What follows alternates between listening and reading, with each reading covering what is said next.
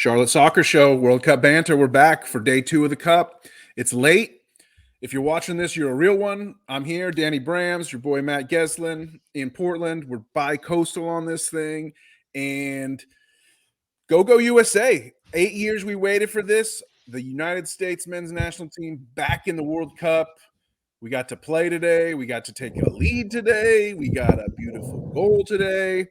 And we fell apart at the end today and sacrificed. Dropped 2 points today. Matt Geslin, what was it like for you in Portland? Because I didn't get to watch this game too closely, unfortunately. You know, I was tempted to go find a place to watch it, but I know myself better, and I'm one of those viewers that paces back and forth, especially in an intense game like this one was. So watched at home. Obviously, it was the end of a great day of football starting at 5 o'clock this morning here on the West Coast with that England game. We can get into that in a little bit, as obviously that has major implications for Team USA. But you know, it was an interesting game, one that, you know, hurts a little bit. We'll definitely dive into kind of where that puts us, how those potential roadmaps could play out. Obviously, this is still super early in the tournament, but you know, when you're up, you know, real late, needing 3 points to really solidify your chance at the next round, and you kind of give it up at the end there, really hurts. And you know, something that this team is going to have to kind of pick themselves up for, and they have a big one coming up on Friday. Yeah, I don't know what to say. So this, I'll admit, I didn't get a chance to fully watch this game as close as I wanted to because I was at work. It kicked off at 2 o'clock. That's like crunch time for me. Like my day job, the busiest part of the day is from about 1:30 p.m. till 7 p.m. So I mean, that's a big chunk, obviously. But yeah, there's nothing I could do to really sit and focus on the game. But I did have it on in a corner monitor, the control room, as I'm working. And every time I looked up, it looked like Pulisic was looking nice on the ball. Pulisic. Sorry, I didn't mean to give the Premier League announcer pronunciation there of our American boy. But Christian Pulisic, he looked great. He seemed like he was controlling the ball. He always seemed to have the ball at his feet every time I looked up anyway. And the goal was nice. I didn't see it. I did see the goal live, actually. I was able to see the goal live because it was in the first half, and it was near the end of the first half. And I just was like, yeah, my reaction, it wasn't like a wild, like, oh, it was just like, yeah, like we did it, you know, like it just felt like we were dominating the game and we got the goal that we should have, right? Absolutely. Yeah. And I think that first 20 minutes of the match, we were all over them. You know, Wales, definitely another team that surprisingly seems shell-shocked. You know, we saw it earlier yesterday with the Qatari team. We saw it a little bit today with the Iranian team as well against England. I think that was a little bit more of kind of the way they approach. I mean, some of these teams just aren't good, right? No, they are. Some of them are not, but some of them are kind of, you know, you have to kind of build into a tournament, right? A lot of these teams have an excuse built in a little bit slightly. Some don't. I think, you know, again, we'll definitely get into the Iran one as we go through the tournament, again, just because of the way that we're going to be playing them soon. But no, I think, you know, the first 20 minutes dominated this game. Wales couldn't really make a pass. Like you said, great connections, great little interchange of play between the midfield. You know, Tyler Adams, McKennie, and Musa just absolutely dominated there when the three of them were playing together. The goal, beautiful goal. Again, Musa dribbling through defenders, bringing it up the middle, you know, giving it off to Sargent, who's playing with his back to the goal, feeds it off to Christian.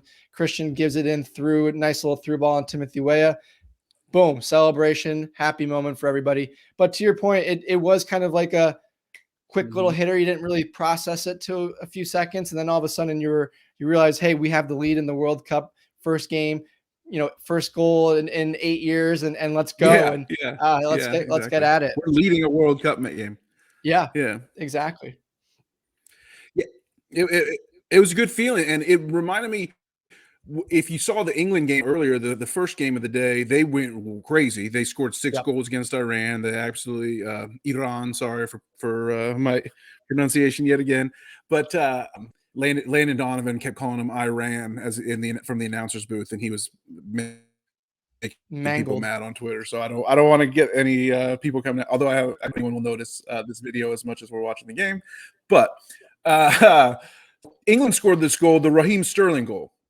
Amongst all their 6 goals, which were all pretty nice, there was a really nice goal where Kane served a ball and Sterling served it off the outside of his foot. And Way's goal kind of seemed like that. It was kind of like an outside footer, was it not? Yeah, maybe it definitely not quite was kind of, across his body, of a outside of the gloss. foot. It was pretty nice. Yeah, gorgeous goal. I didn't see the one this morning. That one was a little early for me, but yeah, the way a goal is very similar after I saw the highlights of it. Just the way he took it across his body, like I said, back against the grain where the goalie came from. 1-0 clinical finish. Our boy Johnny Hayes talked about Timothy Weah being a potential breakout player. He looked great in this game. Again, one of those players that you really want to see develop. He's had that talent over the years. If he can be a breakout performer up front for the U.S., that'll be a huge lift for this squad going forward. So a really nice way to get, his campaign started, and we'll see where it goes. Obviously had an injury towards the end of the game, which, it seemed like a lot of guys were battling some either cramping or little knocks or things like that. So something that we'll have to look out for. This roster cannot really afford to take any loss of personnel. We saw that in the second half where some guys came off and we lost the midfield and really just kind of got outplayed in the second half. So really kind of a concern, something that hopefully they can get together, sort out, get some ice bags, get some orange slices and get those guys healed up for Friday. Always need more orange slices. You can never have enough orange slices for sure. So tell me a little bit, we'll get to the equals in a second. Tell me a little bit about these injuries in terms of for the rest of the tournament. I see that McKinney and Musa both went off hurt around 5th minute, 66th for McKinney. And I almost feel like he would have subbed out anyway because it was time to bring in Brendan Aronson. But I'm wondering how bad do these injuries look? These guys look like they might miss the next game? McKinney's a tough one just because he already was coming in with a knock. He got banged up early in the first half and didn't feel comfortable after that. He definitely looked a little bit slower, a little bit laboring, that right quad that's been bothering him. Looked fine, after we came out of the break, and then you really could see him laboring after one run early on, and then that was it. He came off the side, he took the long walk, took his brace off, and you could really see the pain on his face when he took it off. Musa, not so much. You could, it didn't really pick up. Maybe it was a little bit more of cramps. Late night start there for the team. Almost midnight is what I heard, which is surprising. So, maybe a little bit of adjustment there. So I think cramps for Musa, but still something to concern. Again, we don't have that depth. We can't afford to lose those guys. Even if it's for 15, 20 minutes, we saw what happened against an average Wales squad. If we do something similar where we lose those guys in the midfield against, Phil Foden or Raheem Sterling or whatever wave of players England wants to throw at us, it's going to be a really long night on Friday. So those guys need to be back and they need to be starting and they need to be healthy. Yeah, definitely. Wales didn't seem too impressive. We were able to win the possession battle fairly easily. And I think it was 59-41. So about 60-40 possession for the U.S., that's kind of Wales' game plan. But yeah, defensive lapses are going to cost us a lot more against England, as we saw today, as they put up 6 on Iran than they did against Wales. The reason I brought up the injuries, obviously self-interested, of course, though I only really care about myself in this fantasy pool. I think we established this last night too, right? So yeah. So let's take a little bit of a look at the pool, as I call it, the screen share here. And big move today with the 3 games. Yeah, a lot more action. Thankfully, we got everybody out of it. That was call was like, hey, let's make sure there's no more negative scores here on our leaderboard. So if we go to the leaderboard, let's cut to the chase here and at least give the vital info. John McCann, he's in second place overall. He's our day 2 winner, 87.62 points, less than a point victory on the day over Daniel Culp. So nice win to get the daily prize. Both these guys were in the top 5 coming into today, and they sort of solidified their position. As you can see, Jared Jackson had a nice day as well. So he stays in first place after the day 1 win. Got a 12-point margin there. Then, it's another 12. Nice little surprise. Nice little surprise in there in the top 5. I think I see someone that's shot up there a little bit. You're talking about yourself, your esteemed, yours truly, Matt Geslin, is there in the top 10. Yeah. Yeah. After being down near the bottom. People that I have paid, so we are taken care of. That's right. You did pay. I chastised you on that yesterday, and you you made the payment because you said, I think I got a pretty good score going here. I think I might win the daily prize. And I was like, well, you haven't really, technically, you're not eligible for the daily prize. You haven't paid your entry fee yet. So, but I'm just messing with you. You got to always, in any type of pool situation 100%. like this, you always got to give grief to whoever's the last person. Hey, I live the furthest away, so I could just run with anything I want until it could end up that way. Not that it would, but we're all good now. So we're all paid up. I should also note there was one last minute entry to the pool. We did get our 42nd member. So what I did was I took that $50 and rather than divide it between the daily and because I'd already paid one daily and I didn't want to adjust how much the daily prize was, I just took that 50 and I put it all onto first place on the main prize. So we got $50 sweetener on top of the first prize, which makes it a $500 even. 45% plus the extra 50 of our prize pool. And so we're playing for $500 at the top here, which is pretty nice. Congrats to John McCann on your $43. You pretty much almost got your entry fee back, and I will be sending you that money as soon as we're done taping this. So let's look at Culp versus McCann here and see exactly what happened on the day for all this drama, right? So Daniel Culp, good guy that I play fantasy sports with, golf legend also as well. Who did he have going today? He had this guy was actually kind of popular. I've never heard of this guy, Hossein Kanani Zadigan, and he just like on the broadcast they were just calling him Hossein Kanani, so I don't know where the Zadigan plays in there or whatnot, but with a 1.64, that might be the deciding factor because only 1 point from Hossein. He got 15 from Frankie. You had Frankie on your team, which helped you climb, and I was shocked to see him get the 15.5 points. That from a central midfielder, you usually don't get that many points in this scoring system. So what was Frankie looking like out there? Similar with Musa when we were texting on the side that he only got 3 points, but he completely controlled and dominated that game for the US today. It's funny how the game works. Obviously, you have to pick and choose the right players. It's not lost on me. I'm sure some of the fans as well. Maybe that the guys at the top are your daily DraftKings users. Very familiar with this format for sure. Not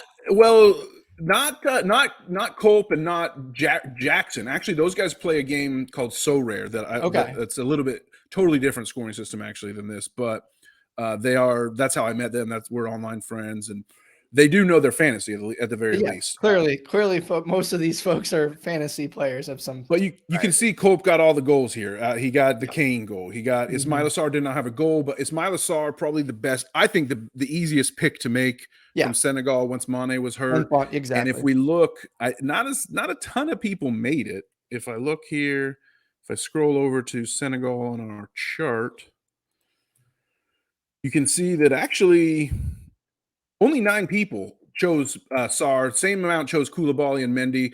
So I can see that choice. Like you choose Mendy or Koulibaly because you don't expect Senegal to advance maybe out of that Group tough. A. But they could advance. So they could have been the favorite. To your point, and you kind of see how the game is starting to play out, especially after the first day when you have a full slate of games. You're looking for guys that are going to continue, obviously, as long into the tournament as you can get them, right? Obviously, at key positions. And so, again, a surprise for me was the Musa thing where it's very minimal points, but, hopefully he's going to be in it and give you kind of that long run. We'll see some of the big guys tomorrow. Lionel Messi playing for the first time. Defending champs are going to be out there. So Mbappe will be out there. Griezmann, for a lot of guys I saw, took Griezmann as well. So some of those guys that are going to give you longevity. Harry Kane, of course, today for England. Those longer term players that are guaranteed going to make it out of the group stage. Some of these other teams we're not really sure, early on, at least today, who's going to make it. So tomorrow is going to be a big day to see kind of how the game plays out and who's going to really separate themselves potentially from the field. England was a great example. Some of those guys that you picked today, or that a lot of folks picked, Phil Foden only got 10 minutes on the field, so how is that going to play out for your picks and some of these guys as well? It's interesting to see how it goes out. Yeah. Foden, you can see here 5 picks, only 1 point versus Bellingham, 4 picks, Yep. 18.5 points. So Yep. Bellingham got the goal. Usually Foden scores pretty well in this system, I will say, for Man City. So I think he's all right. Trippier with 11. Yeah, he's got to Not that start though. popular of a Again, he pick, has to start, right? A guy that normally would deliver for you week out, week in, week out in his club, but he's at the pecking order. You know, it's hard. Probably the big winner on here day 2 as far as England in game 1 goes is the person who picked Luke Shaw. Yes. Because Luke Shaw basically matched Kane and Bellingham score, but you only wasted a defense spot instead of a forward or midfielder. So now I wonder if that person also picked other Manchester United players, or how that worked out. Well, that is our boy Jared Jackson, who is a big Man United fan. So that does check out. Yep, sounds about right. Exactly. So he has Christian Eriksen as his captain, in fact. So that, and I think I saw Anthony if I saw it quick enough, but I might have been wrong with that. Yeah. Let me see. There's one person, and I didn't. I've yet to check what their actual score turned out to be, but their total score as of now, because one person does have Harry Kane as a captain. If I can find my way to him here real quick. Michael Supp. So Supp's on 86 points. He had the Mendy take a negative today and didn't really get any other goals. He did have the Bale goal and the Pulisic assist, but his Iran and Netherlands picks didn't work out too well. Dumfries for Netherlands is actually, I believe, the most popular Netherlands pick, if I'm not mistaken. Really? Yeah, Dumfries. This is a little weird one to me. Maybe the Depay health issues caused some people to just say, I'm going to take the defense or whatever. But Dumfries, to me, he's an okay player, but and he does, like, fullbacks are good in the system because crosses lead to points big time. Yeah. So I can sort of see it, but I don't know. For me, Gakpo was an easy choice. Frankie de Jong only has four people picked him. Wow, that's surprising too. And yeah, like I said, Matthias de Ligt, he did not look good today, by the way, for Bayern Munich. If you're a Bayern de Ligt looked bad. He had an early yellow card. I think he struggled today. It's one of those things, again, it's still the World Cup. You have to adjust your emotions, and it's still early. It's the first match. A lot of these guys, it's still very exciting, and you're hyped up and you make a couple mistakes, and hopefully it doesn't cost anybody. But yeah, that was a surprise. He's usually so solid for Bayern, and just was a surprise. He wasn't ready, as we say, he wasn't ready. So that can happen sometimes. It is the World Cup, like you said. But shout out to John McCann. Shout out to Jackson for still being in the lead. Let's see, where is your esteemed host? Dropped 3 spots with kind of a mediocre 63 points on the day. Some other big movers besides Geslin. I think you were the second biggest mover. Cheryl Hahn made a nice move into the top 10. Jim Wolf came up. Good for you, Wolf. Some droppers. I think our heaviest droppers were my guy Vinny Cash, dropped 23 spots. That hurts. He was in the top 10. Now he's down near the bottom. My guy Kevin Knapp. Is Rachel still owning the house, the Hayes household? Yeah, let's check the Hayes family. Where Rachel sits in 29th place here at 46 points. Yeah, good day today. And as we scroll down, she's 10 points ahead of her hubby there. Yeah, John Hayes, esteemed friend, creator of the Charlotte Soccer Show. We wouldn't be here without John. He boss is down near the bottom. But again, it's all relative. I think John's biggest problem was he fell into the Tottenham trap, and he took Bergwijn. He took Bergwijn as his Dutch player instead of Gakpo. So what can you do? Again, also, we'll see how those Tottenham players pan out. You got to get away from the heart every now and then. Of course, he has Ben Davies as his Welshman. Of course he does. So, So no, he told us he had Wayne Hensley or whatever, the goalie instead. That's right. He does have Hennessy. That's right. He had Davies for sure. He does have Hennessy. But 4 people picked Hennessy. He had 0 points. You get 2 for a save and 2 for a goal given up. So if you don't face a lot of shots, and it was a pretty boring game. I mean, Dan, I know the pool is hot and heavy, and but US played today, man. And how'd you feel about that game? And like, where is your head at right now going into these next 2 fixtures for Team USA? It's tough, dude, because I called the Wales game a must-win yesterday, sort of tongue-in-cheek, sort of like being extremist guy or whatever, But when you're up 1-0 in the 80th minute, then it truly becomes a must-win. You got to finish that off. I was pretty disappointed to see Zimmerman make a dumb play. It was definitely you want to say, that was a rough PK call, but it was not a rough call. It was the right call, and it was a bad foul by Zimmerman. And I don't know. We knew going into this World Cup that we had the offense. We had the attack to make things happen. We have midfielders who know how to hold the ball and work with the ball.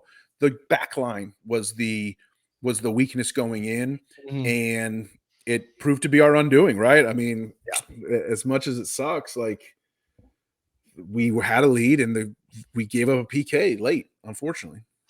Yeah, my concern is a little bit more deep rooted. I think you're seeing a lot of, the vitriol towards Greg Berhalter for the way he set the roster up today. And obviously I think he did an okay job with it. I think, a guy like Giovanni Reyna, I think he has to be on the field if he's healthy. I don't know why he's not. I think that is an absolute miss on Greg's part. Greg said it was muscle tightness post game. He said it was muscle tightness. And then Reyna talking to reporters said, I'm 100% fine. Exactly. And then the first comment was, well, Jordan just provided us this instead. And it's like, first of all, I don't mind whoever get Jordan Morris off the field. Like, I'm shocked. I didn't expect Jordan to see 1 minute. We talked about it, like not even just going to get minutes, right? Just like kind of like a, hey, cameo. Thank you for your service to U.S. soccer, but you're not really going to play, right? Right. So I'm thrown away. Like, how is Gio Reyna in a game like this, 1-1 late? It's screaming for a game like Gio, right? Like how he plays and how he, comes and gets the ball and dribbles through guys.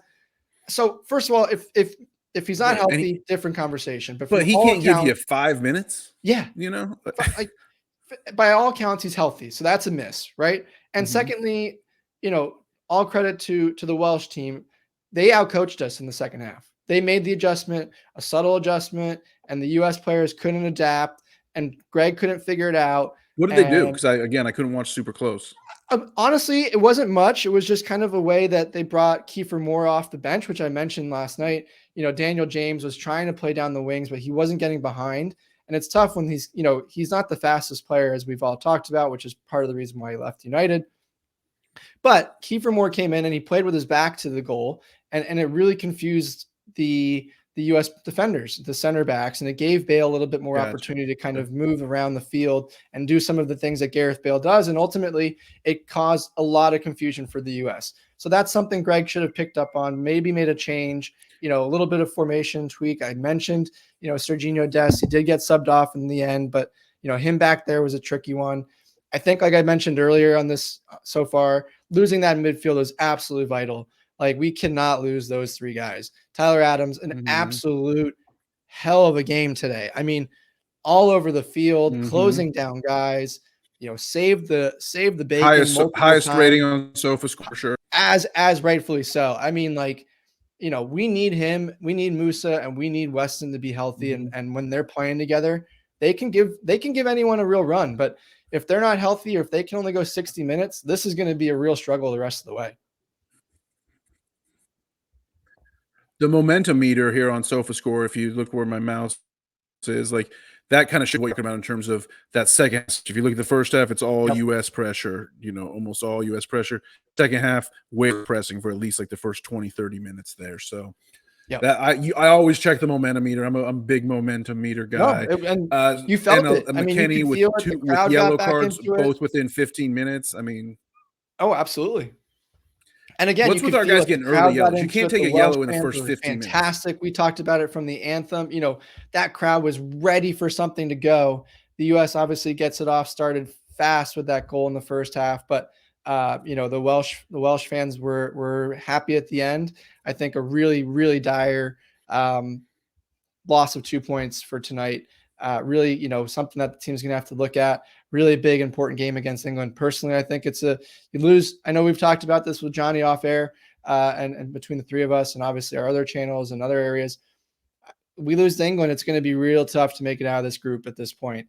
I'm not saying we have to win the game, but I think, a draw is an absolute must. 5 points is what I stated that would get us out of the group. I still stand by that. I think 5 points and we're in the clear, but a loss on Friday, there's one foot in the suitcase, maybe not both feet, but one of them is in there for sure. Yeah, I mean, I think if we get 5 points, we're 100% through. It's impossible for us to not get through with 5. But 4, it's probably going to come down to goal differential, and like if it chalk plays out, it'll be who beats Iran worse, Wales or United States at this point. So that's why I thought it was so important to get this win, but couldn't pull it off.